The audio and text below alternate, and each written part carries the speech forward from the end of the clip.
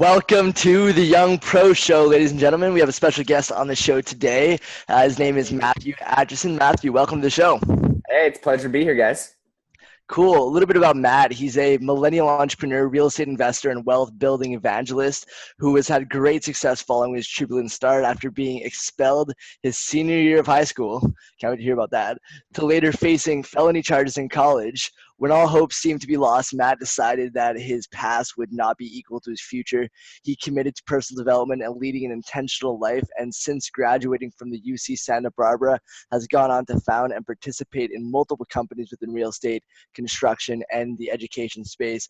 Matt has been ranked in the Wall Street Journal the top 1,000 for real estate teams nationwide, personally flipped over 100 houses in 5 years, and hosts a top-rank motivational podcast, and now passionately mentors others on increasing their income, impact, and influence. Matt, that's some incredible stuff.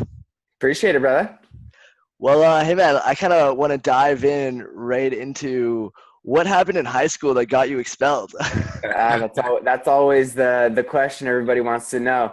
So I got, like most teens, right? You think you're invincible. You think the world revolves around you. And at that time in my life, I was hanging around people that just necessarily weren't doing the best of things, most productive of things. And I was getting in a lot of fights that time and drinking and smoking a lot and basically just doing a lot of stuff that wasn't necessarily in alignment with my goals. But my first week of my senior year of high school, a kid from another school, a gang member from another school, came over to my high school and randomly picked out a fight with me. And I mean, it was like the most random situation you could possibly imagine. Basically just like pointed me out, picked the fight with me. Later found out that it was part of some kind of initiation that they were doing to come over to another school, pick somebody out and fight him. So him and I ended up getting into a fight, and I ended up actually injuring him pretty bad.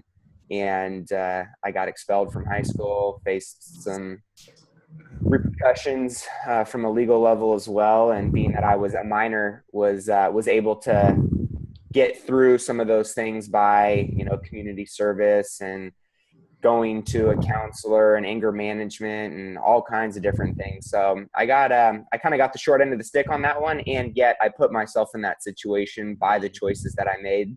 And it taught me a lot. I was a 4.0 student. I was working to get a basketball scholarship, and all of that was quickly removed from the table. And I found myself at a continuation high school next to people that, were actually gang members, people that were, either pregnant in high school or making poor choices or getting in trouble. So, the choices that I made that day definitely led me down a different path, and I wouldn't change anything about it. Yeah, I was gonna ask, what are some of the most positive things you got from that lesson? I've learned more from my F-ups than I have from anything else, and it's funny. The valleys are usually the greatest teachers than what you learn at the peaks. And for me, at that point in time, it was a real eye opener from the perspective of the environments that you put yourself in. They basically open up good doors or they open up bad doors. And that day, being that I was hanging around a certain group of people, and it was kind of, a random act at the same time, but it also had to do with some of the guys that I was hanging around. So, my birds of a feather flock together. I'm a big believer in that. Yes. And I was definitely flocking with the wrong tribe at the time. And so that, unfortunately opened up a few doors that, I probably now would never want to be opened up again. And yet it really made me think a little bit harder about who I was spending my time with, the environments that I was putting myself in. And then obviously just being much more rational and thinking through the decisions that I make when I make them. Yeah. Did your life take a complete pivot once that happened?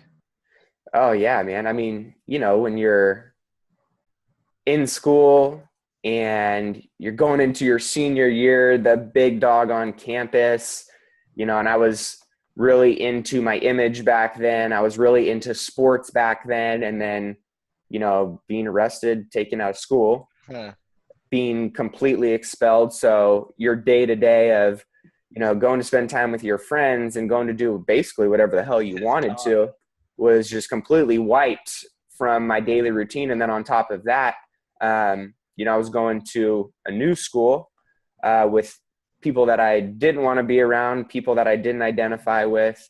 And I was having to go to anger management counseling twice a week. I was having to go do thousands of hours of community service. I was basically, my life went from night and day difference to just being completely turned upside down. And so mentally, that was a big challenge for me. It was like physically the environment changed. I got construction up here, it seems. I was going to say, we got some aliens like invading your apartment or something.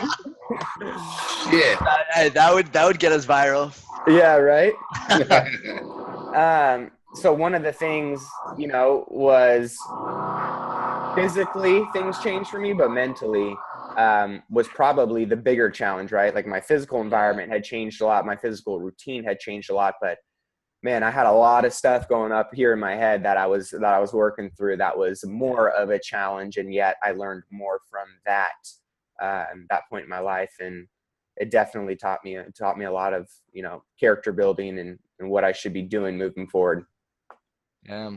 It's interesting, man. It seems like for people that have really big goals and that are aiming for the stars, it seems like to get there, there's always this fall that has to happen first. And then that fall kind of gets us through all that shit that we didn't even realize was there before we can get to our goals. And then we have to kind of work through it. How long did it take you to make the decision when you were in all that, when in that environment and going through that shit to really start to change things for yourself? I think I was still at an immature point in my life where it didn't honestly kind of sink in and hit home. I didn't really transition on the path that I've been on for the last, 7 or 8 years until I got arrested in college. Oh, the aliens are back. I'm just going to keep my my microphone muted here. So it didn't really shift for me until I got arrested in college and was facing a felony charge and was actually facing like jail time, long jail time. Right. And I remember waking up out of a blackout, and this was one of the reasons why I could basically quit drinking hard alcohol. But I was in college at a party. I ended up getting into a fight with somebody else, and same kind of injury that happened. Was this one random? This one was random. Yeah, this one was one that I honestly picked the fight. So it was something I'm not proud of, and yet I've made amends with the guy. I've apologized. Like I think he's an attorney now or something like that. But two drunk college kids getting into it, and I remember waking up out of a blackout, and I'm like looking to my left, I'm looking to my right, and there's a guy with face tattoos all over, really rough looking dude to my left. And I'm like, holy shit. And then I look to my right, and there's this just like strung out druggie. And then there's like people strewn all over the floor. There's a guy like sitting on the crapper, like throwing up. And like, and I'm in this holding tank, this jail cell. I look up, I'm in jail, and I realize where I'm at. I'm like, I run over. You're in this cell with all these guys? Yeah. Oh, damn. And so I wake up, I start banging on the door, and all these dudes are just like laughing at me, like this half drunk kid coming out of his blackout. I'm banging on the door. I'm like, what's going on? What am I in here for? You can't keep me in here. And I stayed in there for at least like almost 36 hours until somebody actually even acknowledged that I'd had a right to a phone call. And I ended up getting on the phone, and I called my dad.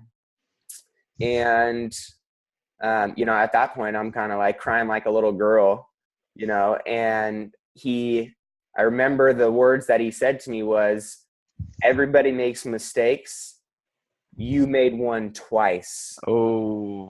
So your mistake wasn't a failure, or your mistake wasn't a mistake anymore. This one was a failure because you chose it. Yeah.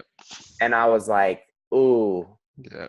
that really hurt. And then he said, but the great thing is the next action that you make, by making a mistake, all you have to do is make sure that your next choice is a good one. And then after that, make sure your next choice is a good one again.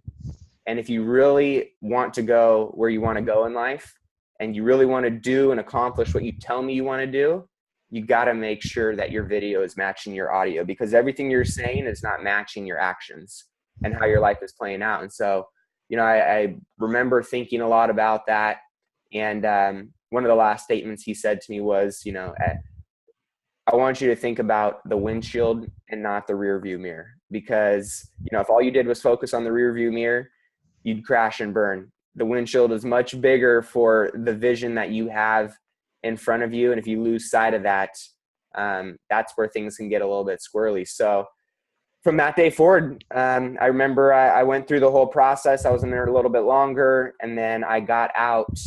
And the next day I door knocked, applied, went to, I think, like 16 or 17 different businesses in Santa Barbara. I got hired on at this investment firm, and I worked there for 3.5 years straight, full time, while I was going through college, and just started pouring into myself from a personal development perspective, and really wanted to make sure that my audio and my video aligned, and that I was going to intentionally live the way I wanted to live, and told everybody that I wanted to live. And look through that windshield. Yep. Windshield window instead of the rear view. Yeah, man, that's a blessing that your dad gave you those words of wisdom right while you were in jail. I mean, he could have just been like, it's screw you while you were in there, but he gave you some guidance that led you to changing your life.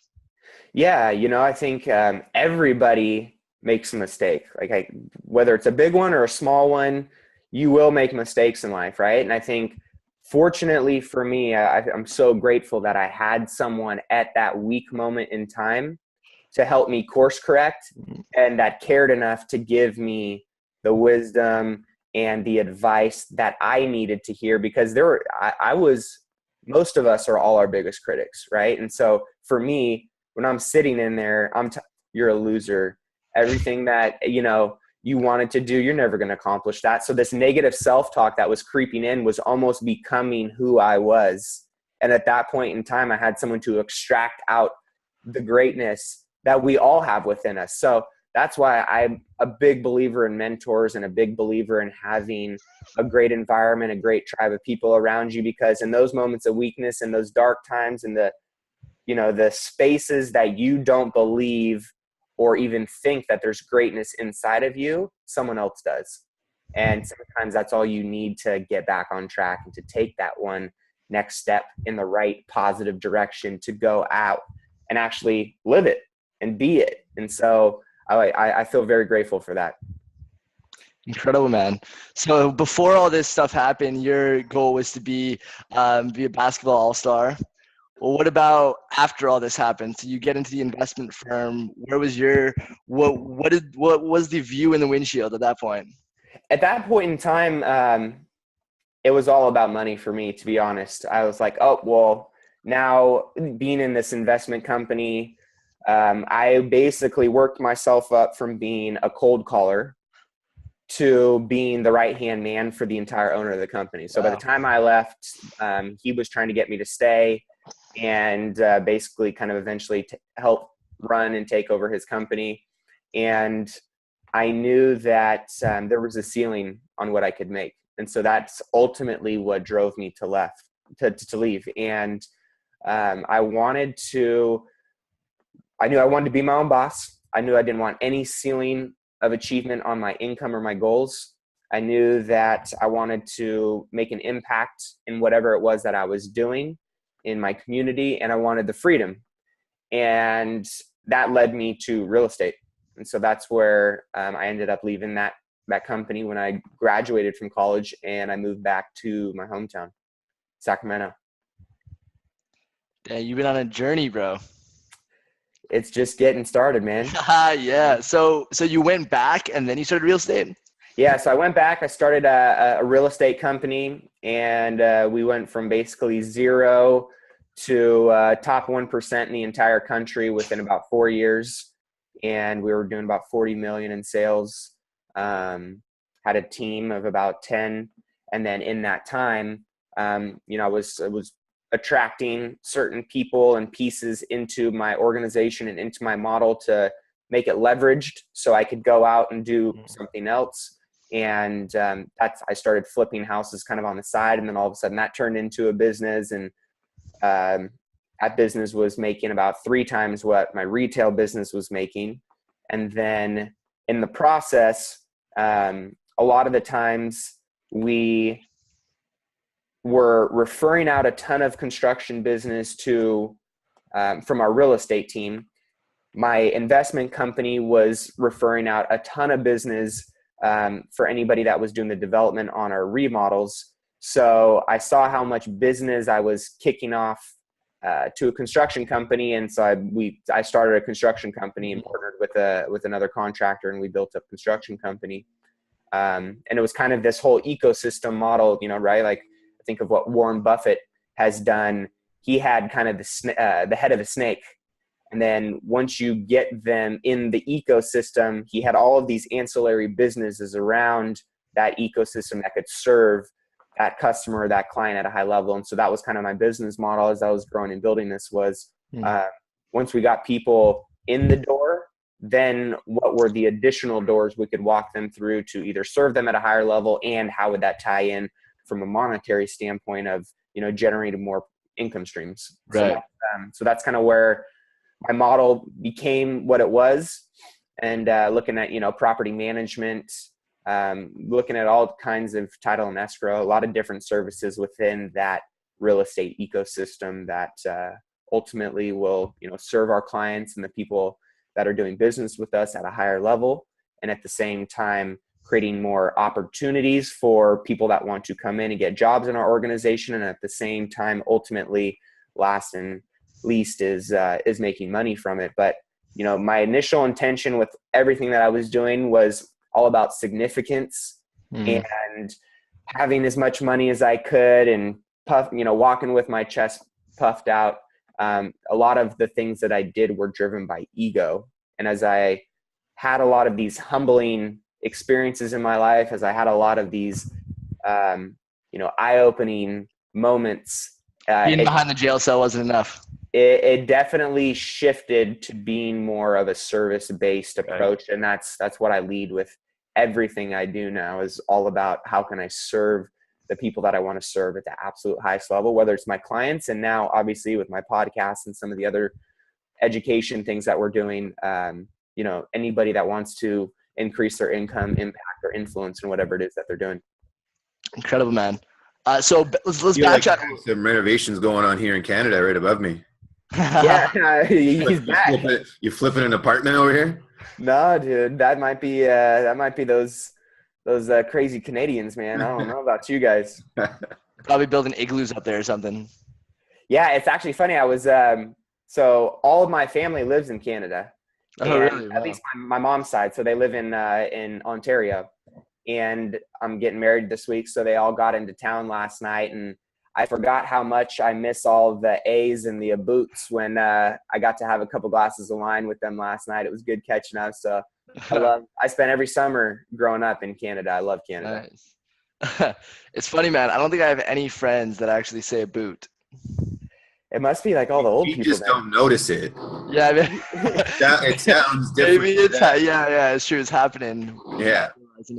It's funny. Someone pointed out how much that I say a, and I didn't realize it. But then I went throughout my day, and I was like, wow, I've said this at least 10 times already at the end of every sentence. But you don't notice it when I'm Canadian. Yeah, it's funny when people point stuff out, right? And I look at this in any area of life. Your reticular activating system, that part in your brain when, someone brings it to your attention and you now kind of pay a lot more attention to it. It's like when, you get a new car and all of a sudden you're like, damn, I didn't know my neighbor had the same car. Oh, damn, I didn't recognize that billboard on my way to work that has my car in it. Oh man, I didn't know that guy, so it's like you start seeing it everywhere. You start recognizing it everywhere. that's kind of the way I look at it with, with anything is what blind spots do I have that I could bring attention to? And by knowing what those blind spots are, how could those serve me at a higher level? Or how could those serve the people around me at a higher level? And so whether it's, habits within your daily routine that you want to add or that you want to shed or whatever it may be, saying too much, or, for me as a Californian, when I went to college, everybody was like, you say hella all the time. And I'm like, what do you mean I say hella? Hell no, I don't say hella. And then all of a sudden, I'm counting like 20, 30, 40, 50 hellas a day. Obviously I've shed that from my routine and my daily vocabulary, but it was the reticular activating system that once it's activated, and you can start becoming more aware of what you're doing by knowing and tracking whatever it is, then you can start to improve it. You can either turn it up or turn it down. And so that's where the awareness piece, the mindfulness piece comes into play, that I think a lot of smart entrepreneurs and millionaires and people that I've interviewed, one of the things that they are extremely, extremely good at is being aware. And they're very in tune and present in that moment with the things that they want to implement or, remove from their life. On the topic of awareness, excuse the noise here, but there's two sides of it, right? It's being aware of what you're good at and aware of the things that are going on around you, but also really having awareness of the stuff that you suck at and be able to fill in the blanks with how I can improve in such and such an area that I'm not very good at, or how can I get someone around me who's good at that thing to help me become better. I'm going to go back on mute here because it's driving me crazy. It's a good point though. I look at, a lot of people want to know, where am I weak at so I can get better at it? And me personally, I like to know where my weaknesses are, and I don't want to fix them. And I don't feel the need like I have to fix them. And that's where having a great team around you, or at least having great tools and resources around you, can fill in those gaps. And so, I've learned this from Matt knows David Osborne. He's $100 million dude, and he's just like you and I. And the great thing is that he is focused on a few areas of mastery in his life. And he'll tell you that one of them is talent acquisition and people. And he is extremely, extremely good at attracting smarter, faster, stronger people into his world. And he'll tell you, he's like, I don't want to be smarter. I don't want to be stronger. I don't want to be faster. I constantly want to grow and become better. He's like, but I'm not going to go out and try and, add 6 more tools to my tool belt just for my ego to say that, I fixed my weaknesses. I can go find a yin to my yang. And I think in any aspect of life, whether it's a personal relationship, whether it's a business, whether it's, something that you're passionate about, there will always be weak spots in that, in that equation. And so, knowing where they are and knowing where the blind spots are, then you can figure out what tool or resource or person you can bring into your world in order to elevate whatever it is that you're doing and still help serve them, by understanding their goals and some of their weak spots, and then filling in talent around them. So I think that's what all great organizations do, is they have great people, and they have them sitting in the right seats on the bus. Matt, you look like you were going to say something there, but can't really hear you and your mic was on mute. I said, yeah, definitely. I'm just agreeing. He's scared to. Not intended for anybody else to hear but myself. Dude, I'm surprised you don't have like a broom like those old cranky ladies, like hitting up the ceiling. I got a hockey stick. Yeah, hockey stick. So back to awareness. It's one of those things that it's really good to have other people around you too that will hold you accountable and that will empower you, or mentors, to bring up that awareness. Because sometimes we're so focused on our own thing that we miss those blind spots. So to have other people there as a reflection around there you go. Matt banging the hocky stick on the ceiling. This is gonna be a show that goes all over the world. I love it. Yeah, man, just to have those mentors and people hold you accountable. Did you have that while you were going from the investment firm into real estate? Did you have some people that were molding you and making sure that you were staying on track, or just telling you the things you needed to work on so you can get better and better and better? Or was it all you? I had one guy. Most of my mentors at that time were virtual. So it was either someone online, someone on a podcast. It was a book that I was reading. Those were the majority of my mentors that were shaping me at that point in time.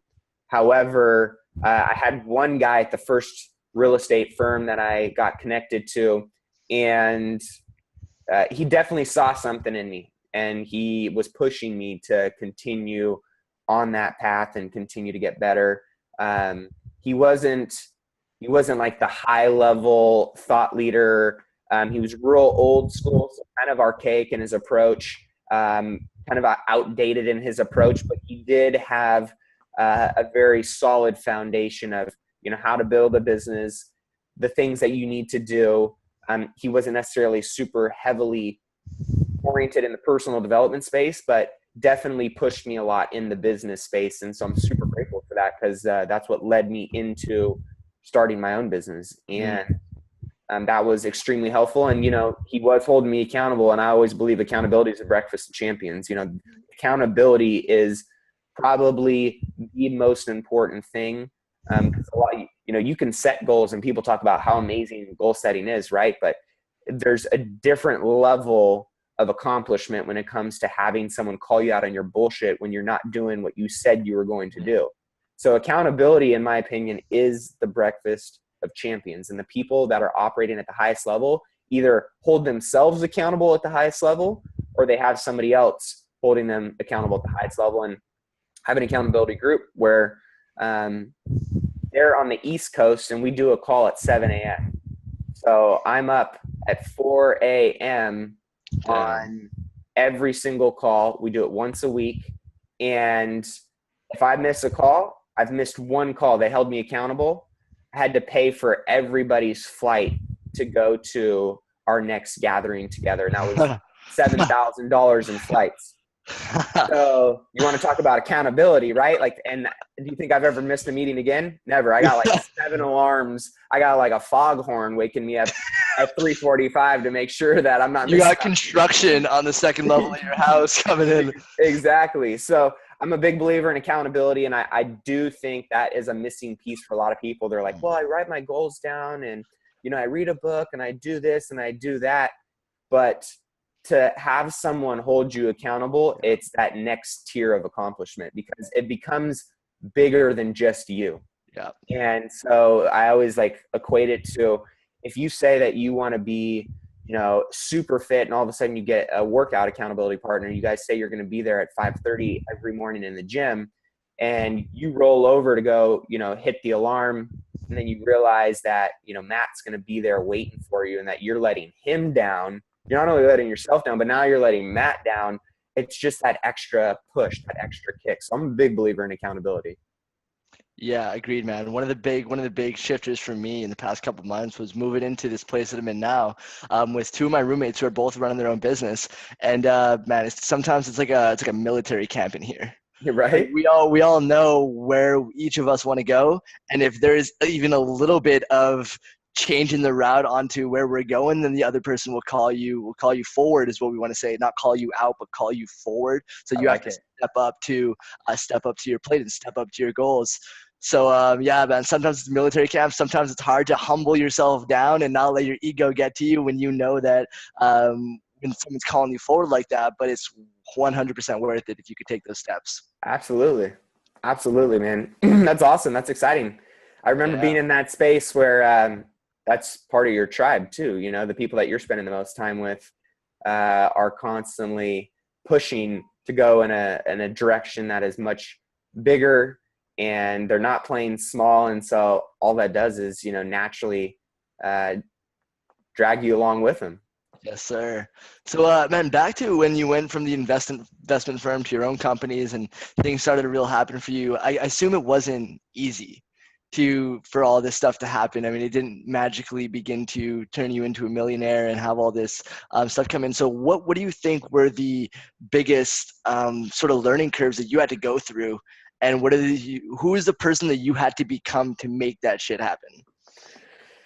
It's a great question, because that process is still in the process. I look at,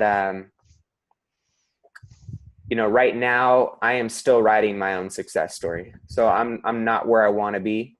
And to a lot of people, I'm, well beyond where they would want to be. So, I think it's all in the eye of the beholder. But for me personally, I realized that there was a lot of inner work that I was going to have to do. And, as a business owner, you don't just put a chip in your brain and then you say, okay, I'm a great manager now. Or you don't become a great hirer, or you don't become a great leader. You don't become a great, business development person. Like, all of that takes time. And I'm a big, big, big believer in failing forward. So mine has, and this has served me, and it's also hurt me in a lot of ways, but I've always been a take the gun, fire it, and ride the bullet, instead of take the gun, aim it and get it perfectly, and then shoot. And so a lot of people will tell you differently, and that's just my approach. Now, as I've learned, and through this process of accumulation and through a lot of the failures and the failing forward, I've learned a lot of things, what not to do now. And so I will aim a lot more than I would in the past. But at the same time, too many people, they are paralyzed by the fear of failing. Therefore, they never start. Mm-hmm. And I am more in tune with myself, knowing that if I just start and I choose progress over perfection, I'll figure it out along the way. And so I'm constantly figuring stuff out along the way. And, a lot of people say, well, how have you been able to do what you've done in such a short amount of time? And I say, I have failed a lot. Basically, I mean, that's really what it comes down to, is I've tried a lot of stuff. I've lost a lot of money, and I've failed a lot. And by knowing now what not to do, when I go and do it again, I'm able to capitalize on that. And then I make all the money back that I lost and then some. And that's only in this moment in time. So if you compound that over the next 5, 10, 15, 20, 30, 40, 50 years that I plan on being an entrepreneur, that's going to pay me back more than I could have ever imagined. But if I would have never not tried it, then I would never have the opportunity to capitalize on it and to invite it into my world. And so that's not only from a business perspective, but it's the same thing in a personal perspective. In my relationship at home, when I do this with my fiance and she slaps me upside the head and it's like, what the hell are you doing? I'm like, okay, I guess I'm not going to do that again. Right. So it's like, you can apply that approach to anywhere, but I'm a big believer in failing forward, because failure is just feedback on what not to do moving forward. So I choose those failures as learning opportunities, and I actually look at them as launching pads to my next success. And so I get excited about, when I fail, I'm like, it hurts in the moment, but I've shifted my paradigm, and I'm wearing a different set of glasses now, that the lens that I'm actually looking through is different than what it was before. And now I don't get scared of it. I actually embrace it. And when I always say, I'm never down. I'm either standing tall or I'm getting back up. Like, I'm never down. I never stay down. I use those moments when I potentially am, quote unquote down, to get back up, learn from it, and see how I can, stand tall again. Seems to be one of the biggest variables, man, that distinguishes someone who's making everything that they want to make happen and someone who isn't, is when something like that happens to them, the focus isn't on what went wrong, and the focus is now on what can go right. I was reading this quote that said, the master does not make the same mistake twice. And we don't really think about that, but the power of that, like, imagine if every mistake that you made, you did not make again. You would have incredible levels of success if you kept at that. I think it's a good mentality that we all could start to adapt, and it seems like you're doing that right now. Yeah, it's I look at a lot of people, and I've studied a lot of people. I'm a very curious person. So that was one of the reasons why I started the Millionaire Mindcast, was because I wanted to study other millionaires and other people that I wanted to model my life after. And I thought that there were a lot of missing conversations that, people don't get on a daily basis. And one of the things that I learned and saw as a common thread between many of these people was, I interviewed a gal who, she took Dell public, and she made about $400 million off of that, taking them public. And I asked her what key to her success was, and she said it was her habits. And she said, Matt, the only thing that you need to know is your success and your failure is just a result of your daily habits. Mm-hmm. And if you have the correct daily habits, you're going to be successful. And if you have the wrong daily habits, you're going to fail. And so I constantly am looking at and evaluating my daily habits and finding ways that I can continue to level up and be Matt 2.0 and then Matt 2.5 and then Matt 3.0. And by the time I become 100 years old, I want to be Matt 1,000,000.4, or whatever it is. But it's constantly being better than the person I was yesterday. And being human, we all have those shitty days. We all have those days where you come home and all the affirmations you said to yourself in that morning, you didn't believe one word of, or you had a bad meeting, or you had a deal fall apart, or whatever it may be. But it's the board game of life. And it's constantly moving yourself towards that finish line of whenever you do decide to cross it, that you can continue to keep elevating yourself and becoming better and serving more people in that process. Right. On to the next finish line, to the next finish line, and to the next finish line. There will always be a new bar, right? Like, I think that's one of the biggest lessons I've learned. I learned this actually when I was hiking with the GoBundance crew, when we were hiking in Peru to Machu Picchu. And it was one of those things where you got to a peak and you're like, oh shoot, there's another peak over there. Right. And then at the same time, you always set a goal. I think a lot of people will set a goal and we'll draw a line in the sand and we'll say, okay, so when I get there, then I can do this. Or when I get across that side, then I'll be able to feel that. And, ultimately every successful person, when we set goals and we achieve them, what do we do again? We go set bigger goals. It's like you never want to go back and say, I'm going to set smaller goals now that I hit this big goal. No, it's like, okay, how can I play bigger again? How can I raise the bar again? But the important thing that I learned on that hike was I had set a goal that I wanted to be one of the first people over Dead Woman's Pass. And I mean, we're hiking at, 15,000 feet in elevation.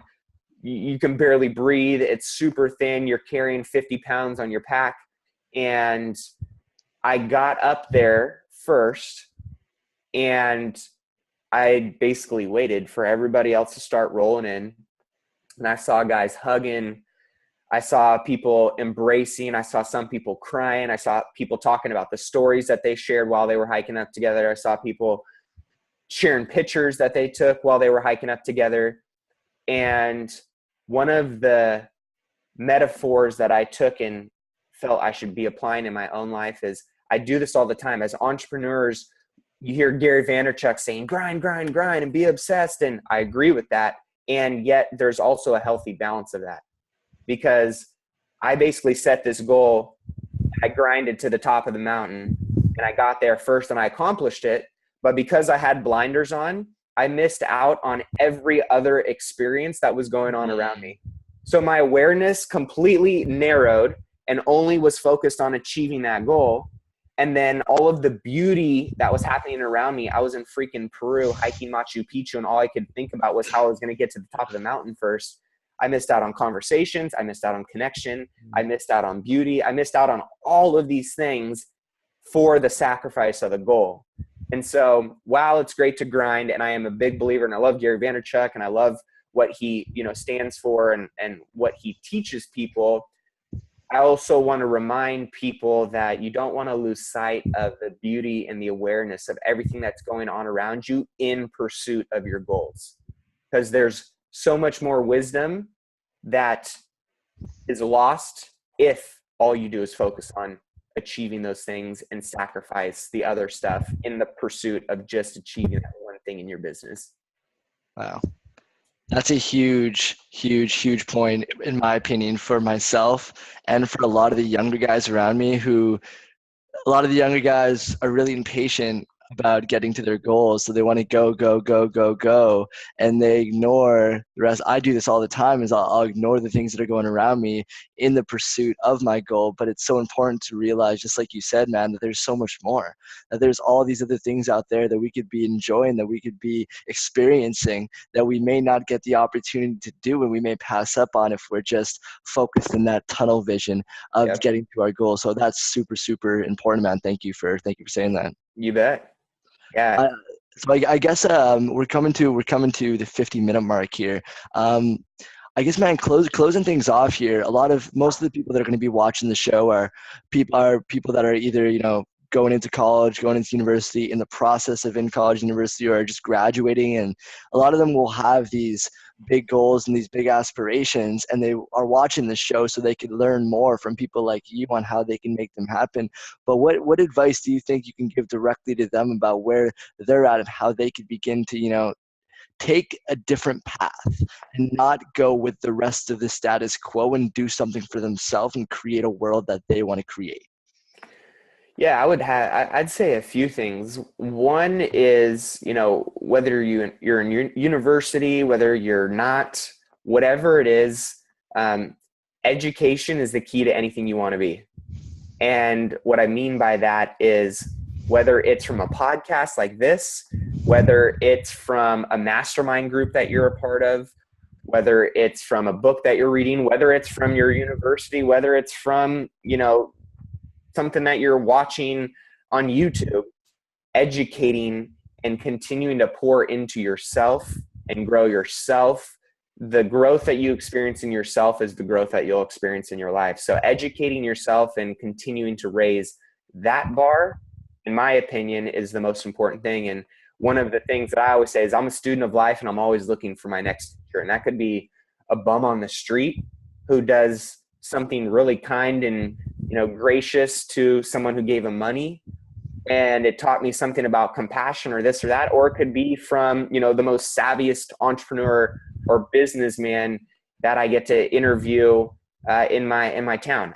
I don't know who it is. I don't know where it's going to come from, but being aware and constantly being curious and looking for that education and those moments of insight are so important. So constantly pouring, you know, into that, I think is a very important aspect of unlocking a more rich and fulfilling life.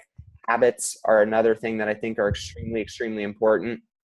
And don't make it all about money. I think for me, that was one of the things when I shifted out of this, I'll be significant and I'll have the life that I want when I get the amount of money that I want. And instead saying, how can I serve more people and add more value? The money just actually started pouring in. It was kind of weird. So, you know, nobody wants to be the richest man in the graveyard or the richest woman in the graveyard. And I don't know about you guys, but I've never seen a hearse pulling a U-Haul. So as far as I know, all the stuff that we accumulate in this life, we're just renting. We don't get to keep. So, you know, make it fun, make it enjoyable. But just, you know, do the things that make you happy and never stop learning, never stop pouring into yourself. Awesome, Matt. Well, thank you so much, brother, for coming in and coming on to the Young Pro Show and just sharing your experiences and your tips. The whole story that you've been through is just inspiring for me, and I know it's going to be inspiring for all the young people that are tuning into the show right now. Guys, subscribe to the Young Pro Show. Tune into more of these episodes that we're creating right now. Our goal is to bring you as much free education and value as possible, just like what we got here today with Matt. Matt, any final words? Is there anything that you would like for the things that you're doing that the young people can maybe tune in to learn from you, or any of the podcasts that they can go and watch that you're doing? Absolutely. I got my show, Millionaire Mindcast. You can check it out, millionairemindcast.com. And basically, I interview millionaires from all around the world, thought-provoking millionaires, heart-centered millionaires that are, you know, doing great things. And basically, we talk about, you know, things, all mindset, money, and motivation to help you increase your income, impact, and influence in whatever it is that you're doing. So you can check it out there. It's on iTunes, Stitcher, all the different platforms. And feel free. I love connecting with people. So if you want to reach out to me on Facebook, facebook.com/Matt Aitchison, AITCHISON, or you can just find me on Instagram. It's a pleasure being on the show, and I love what you guys are doing, man. Keep it up. Cool, man. Thank you so much for coming on the show, brother. Cheers. Thanks so much for coming on, Matt. Sorry about the background noise, but it's been awesome learning from you today, and I look forward to connecting again very soon, my man. Sounds good, dude. Thanks, guys.